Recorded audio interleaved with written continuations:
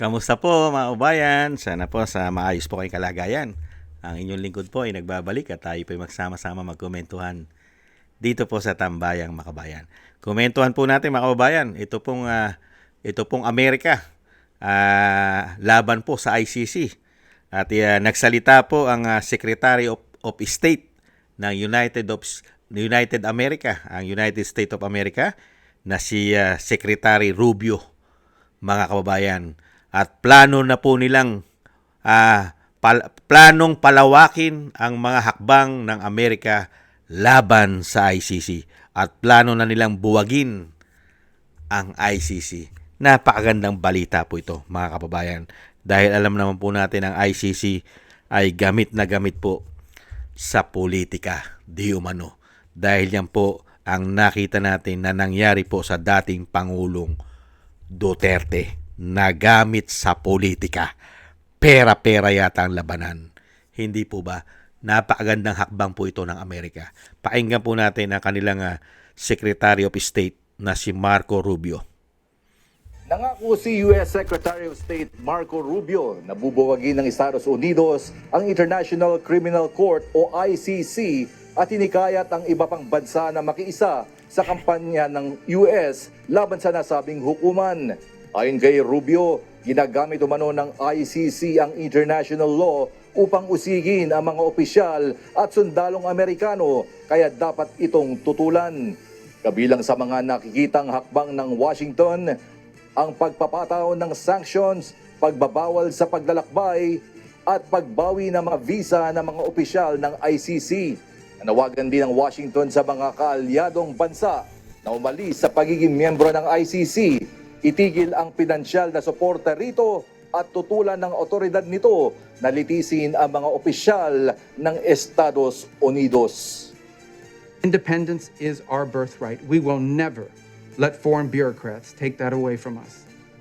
This administration will not sit by as the ICC and its allies seek to threaten our people.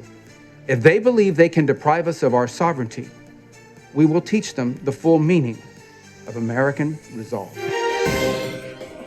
Sampal po yan. Sampal po yan sa Pangulo ng Pilipinas. Ang Amerika ay pinaglalaban ng kanilang sovereignty. Samantalang tayo ipinamigay ang soberenya sa ICC. Hindi po ba? At nagpamigay pa tayo ng dating Pangulo ng walang due process. Kahit po ang layunin ng Amerika ay ang bansa nila, priority nila ang bansa nila dahil nagigipit din po ng ICC, pero malaking impact po yan sa Pilipinas. Kung tuluyan pong mabubuwag ito pong ICC, kahiya-hiya po ito, mga kababayan, sa gobyerno natin. Kung ang Amerika at mga kaalyado nito wala nang tiwala sa ICC, pero ang Pilipinas sinasanto at ginagawa pang Diyos, di umano ang ICC. Dahil po ang nakita natin sa ICC, mukha po yatang mas kinikilingan nila ang gumagawa ng masama. Dahil nakita naman po natin, pati po ang makakaliwang grupo sa ating bansa, ang mga komunista, di umano, ang napagkikita natin na napakadalas at kasanggapayata nila ng ICC. Dahil nakita po natin kay dating Pangulo kung sino po ang umuusig sa kanya. Karamihan ay makakaliwang grupo. Hindi po ba? Kaya dito po, mga kababayan, pinagbibitiw na ng suporta, pati financial. Mga kaalyado ng Amerika, hinihingkayat niya ang mga kaalyado. Lalong-lalo ang mga kasapi dyan sa ICC. Bumitaw na kayo. Huwag na kayong magbigay ng financial support. Ang tanong, ang Pilipinas ba? Sa tingin nyo, hindi nagbigay ng financial support? Lalong-lalo sa ginawa nila kay dating Pangulong Duterte. Kaya po, inuumpisahan na po nila at uumpisahan na nila. Patong-patong na naman po na sanksyon ang ibibigay ng Amerika sa kanila. Pati-pati pa nga pagbiyahe nila, magkakaproblema. Mga visa nila magkakaproblema. Dahil nung nakaraang sanction nila, ang kaperahan ng ICC naka-freeze. At pati po yung isa pong prosecutor judge diyan sa ICC na si Karim Khan ay inuusig din po ng batas dahil po sa dami po ng kasong anomalya, lalo-lalo po pagdating sa babae. Di umano. Magandang balita po yan para po sa atin. Sa atin po na gusto po natin makakuha ng katarungan sa ginawa po ng ICC at ng gobyerno natin na nagsabwatan di umano dahil po sa tindi ng pagiging greedy at swapang at ganid sa kapangyarihan kasama pa ang pera ng taong bayan. Di umano. Sampal po yan sa pagmumuka ng tinatawag na presidente na bangag ng kanyang ate. Di po ba? Tigas at nakadikit at sinasabing kaalyado at allied tayo ng Amerika. Ang tanong, susundin kaya ng tinatawag na bangag ng kanyang ate na sumunod sa gusto ng Amerika na wag nang sumama at makiisa at wag nang sumuporta sa ICC? Hindi ba kayo nagtataka? Hindi na nga tayo kasapi ng ICC eh. Hindi po ba? Hindi na tayo miyembro. Pero, sa kabila nun, 100% pa rin ang ibinigay po na nakaupo ngayon na tinatawag na bangag ng Pangulo. 100% pa ang binigay na suporta sa ICC. Pero ang Amerika, gusto nang mabuwag ito. Nakita niyo po yun. Ganyan po katindi. At yan po yung sinasabi natin matagal na.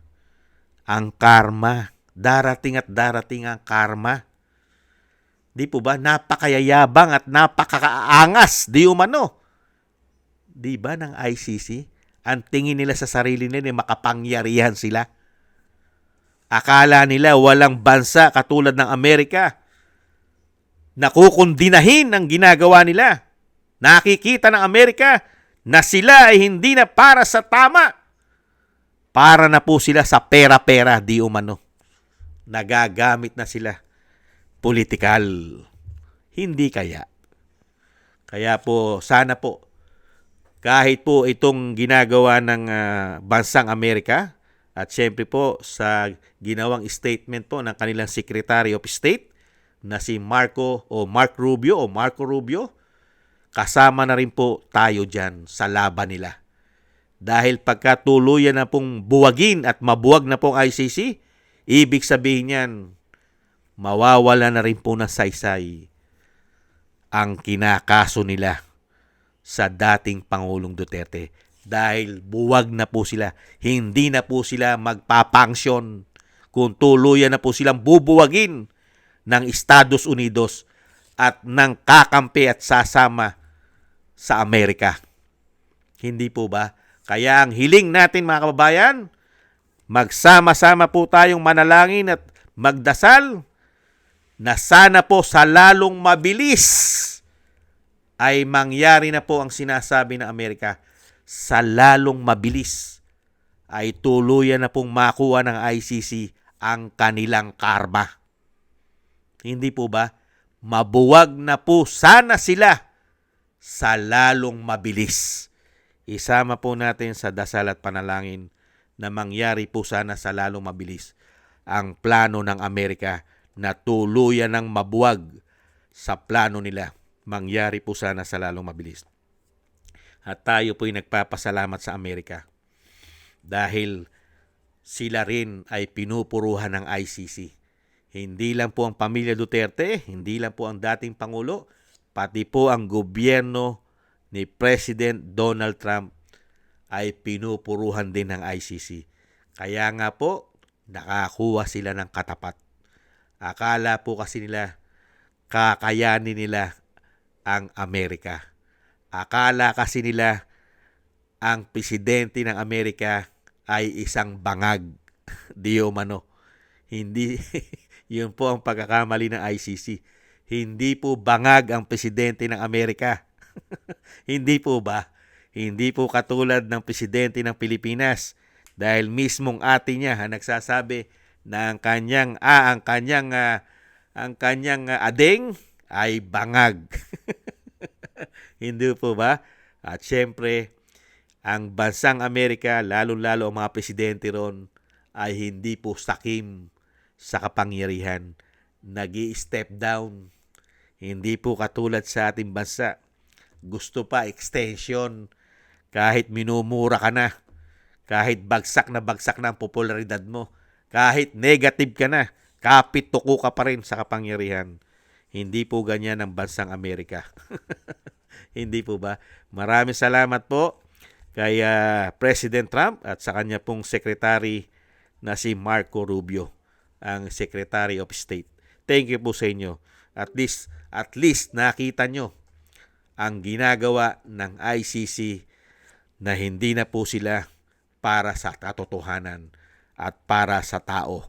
Para na po sila sa pangsariling interest nila. Hindi po ba? Mabuhay po kayo kay President Trump. Maraming salamat po. Dahil pagka po nangyari yan, kasama rin po tayo sa tagumpay, tayong mga Pilipino. Pagka po yan ay tuluyang nabuwag. Hindi po ba? Muli po mga kabayan, maraming salamat po. Thank you po sa inyo. Sana gusto po ng Tambayan mga kabayan sa YouTube at TikTok at ganoon din po sa ating mga subscribers. At patuloy nagsusubscribe, mga nagko-comment, like, and share. Thank you po. Shoutout po sa inyo lahat. At shoutout din po sa mga nagbibigay po ng tulong at biyaya. Maraming salamat po sa inyo lahat. God bless po sa inyo lahat. At ingat-ingat po tayo. Tiis-tiis lang po tayo. Bye-bye.